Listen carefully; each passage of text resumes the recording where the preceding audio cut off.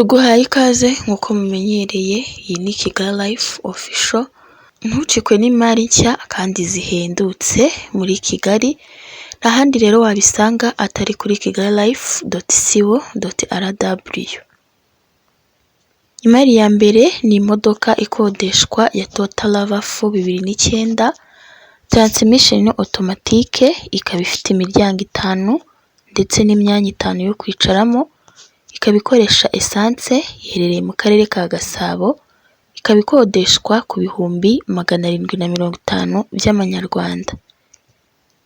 Imari ya kabiri ni Hyundai Sonata Hybrid 2014, transmission automatique, ikaba ifite AC ikora neza, iherereye i Remera mu karere ka Gasabo, iragurishwa kuri miliyoni 12 z'amanyarwanda.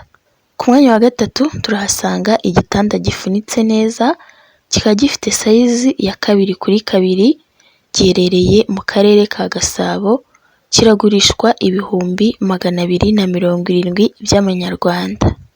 Imari ikurikiyeho ni imodoka yo mu bwoko bwa Kia K5 Hybrid 2013, ikaba ifite intebe zikoze mu ruhu, ikagira AC ikora neza, ikindi ni uko iri muri kondisiyo nziza, yagenzeho ibirometero bikeya, ikaba ifite controle izarangira ku itariki 7 z'ukwa 12 2024, na assurance izarangira ku itariki 7 z'ukwa 3 2024. Iherereye i Remera mu karere ka Gasabo, iragurishwa miliyoni 12. Dukomeje ku mwanya wa gatanu turahasanga inzu ikodeshwa y'Impanga, iherereye i Kanombe mu karere ka Gasabo, ikaba ifite bedroom 4, bathroom 3, ikagira modern kitchen 1, ikagira dining area, ikaba ifite kitchen hanze, ikagira n'inzu y'umuzamu ndetse na annex, ikagira parking ihagije, ikaba ikodeshwa ibihumbi 450 mu gihe kingana n'ukwezi.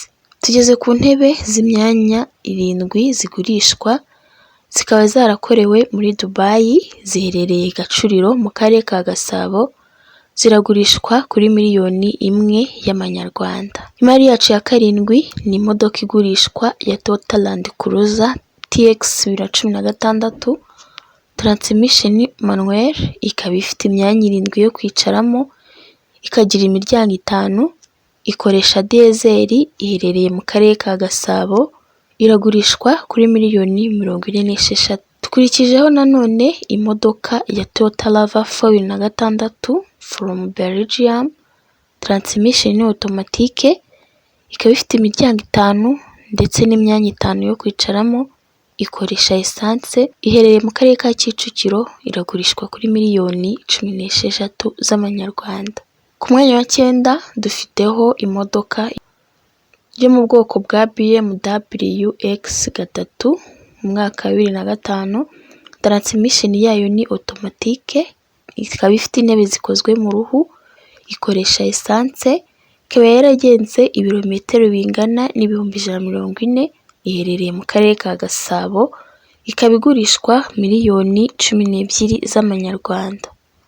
Uyu munsi urutonde rwacu turusoreje ku nzu ikodeshwa ya apartment iherereye Kimironko mu karere ka Gasabo, ifite bedroom 2 na bathroom 2, ikagira modern kitchen 1, irakodeshwa ibihumbi 900 by'amadolari ku kwezi. Mwakoze cyane, urutonde rwacu rw'uyu munsi nahangaha rurangiriye, tuzasubire n'imari zacu z'ubutaha.